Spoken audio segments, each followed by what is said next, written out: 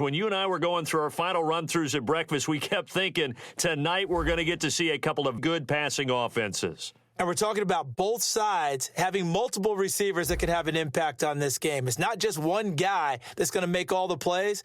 If you take him away, maybe number two, they make the big plays that impact who wins the game. There are so many times during camp and practice that you get bored as a player doing regular drills.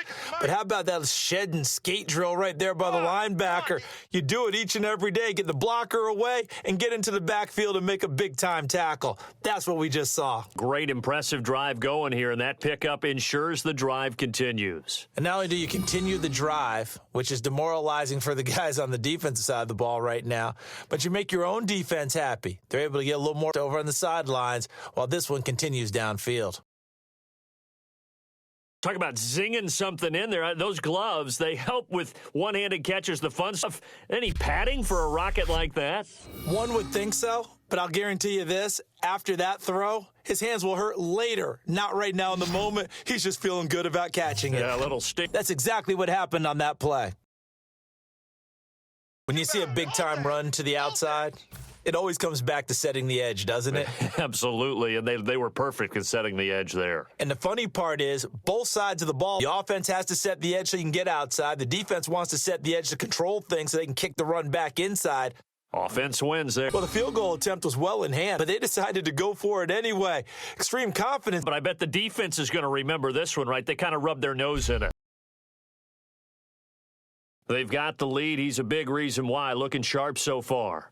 And as we travel around the league, we see quarterbacks get it done in a variety of ways. But today's NFL does tell us one thing.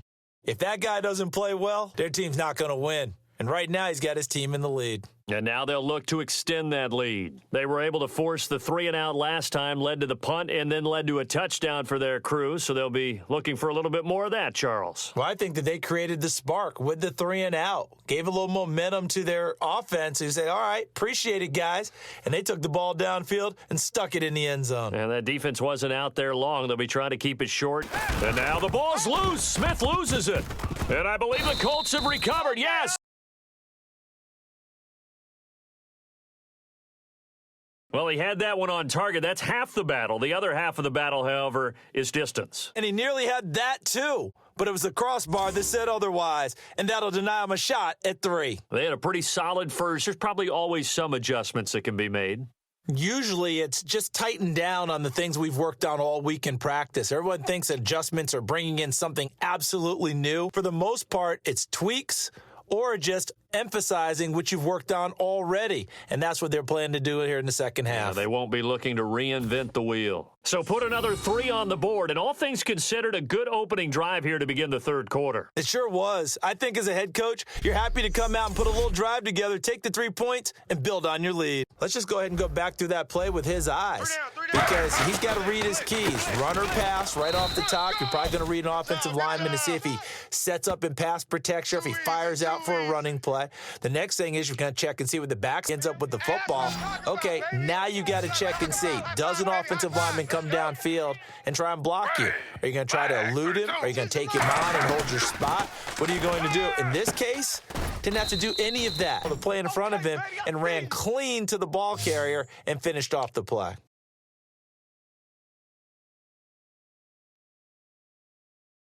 And that touchdown puts us in a position to have a discussion, doesn't it?